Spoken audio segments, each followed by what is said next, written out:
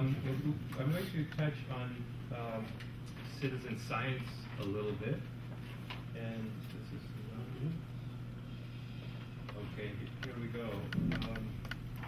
The definition is pretty much straightforward. It's citizen science, a person who's not a scientist, who is out there gathering data and hopefully helping out some scientists. And what's really interesting is that it goes back quite a ways. And I mean, Charles Darwin was technically not a professional scientist. He did not get paid to go on the voyage of the Beagle.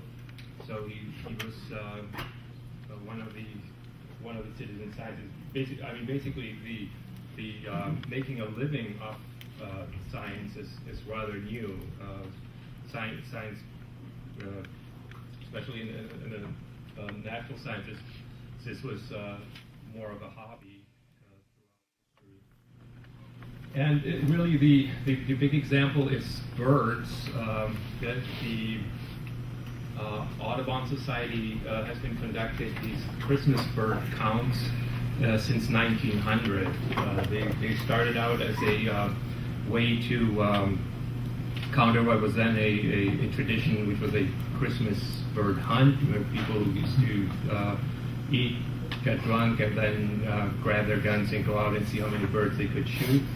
And conservationists said, well, why don't we try to count birds instead? And the way this works is they determine a 15-mile radius circle, and for a 24-hour period, as many people as possible go out in the circle and count species and numbers. And it's created a really amazing database of, I mean, we have 110 years of, some of these count circles are quite old. They're about 2,000 now. But that's really good baseline data.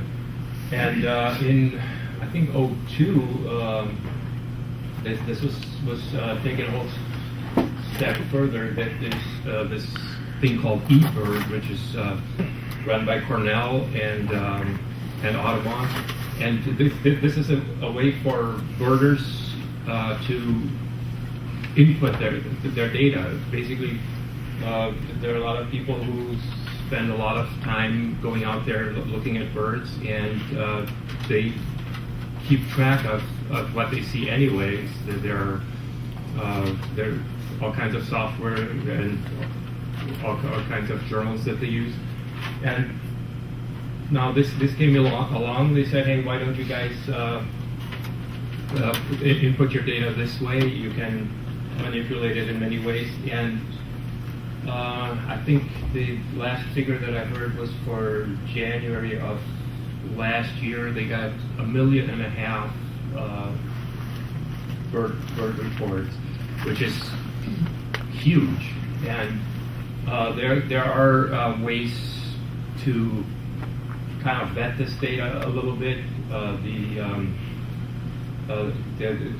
eBird has filters. If you input a species that's very unlikely in the area that you're reporting from, or unusual numbers or something, a window will pop up and it'll say, are you sure? And if you click yes, you'll likely get an email from somebody who says, would you mind giving us a description or telling us a little bit more about your sighting? And there's even a California Bird Records Committee, which is, I think, it has about 12 members, and any bird sightings that are so unusual that there's actually an official list, review species. If you report any of a certain number of species, you have to send them a description and or photo or video, and they will make the determination if you really saw what you saw. And so, I mean, birds is really what we think of when we think citizen science, but there's a lot going on with marine mammals. These are actually the verbatim the answers that I got from Annie Douglas of Cascadia when I asked her to giving a brief high points and low points of involving citizen scientists.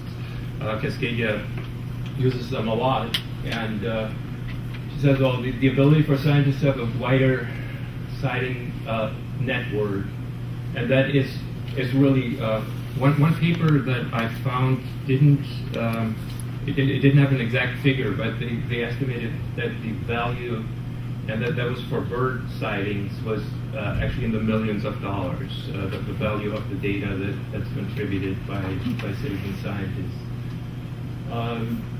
Level of enthusiasm, and citizen scientist often becomes a steward for their area of interest, which is also a big factor, because a lot of funders are now starting to ask that research be publicized and be applied.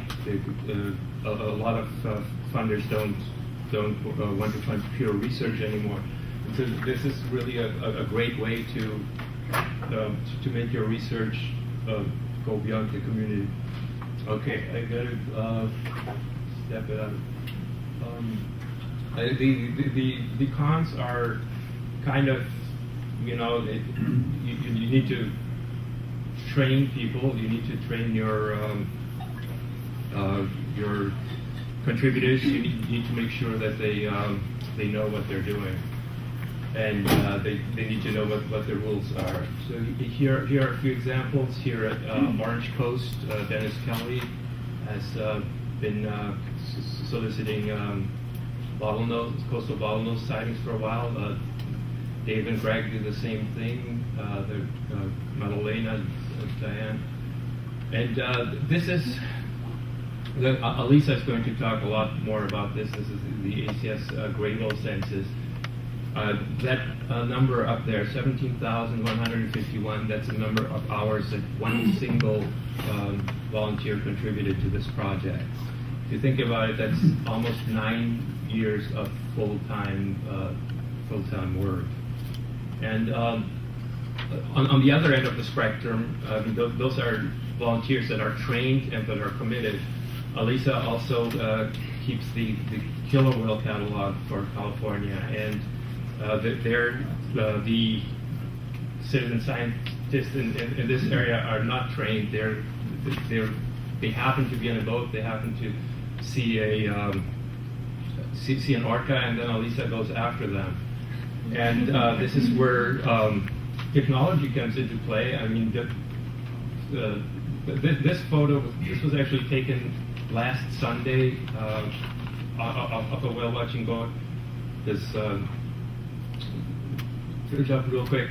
This was taken with a BlackBerry, so I doubt that this guy would have had an expensive SLR 5 years ago, and it came via the internet. He posted it on a spearfishing message board. Somebody else saw it. Somebody else saw it, and that's how Alisa found out about it. And we know where it is. That's Pepperdine University in the background. So I guess I'm going to. Oh, I am done. Many of you know John Aldine. He passed away on the 1st. He probably got more people started in marine research and conservation than any other person. And I'd really like to thank the Pacific Life Foundation. We're very, very lucky to have this event. Thank you.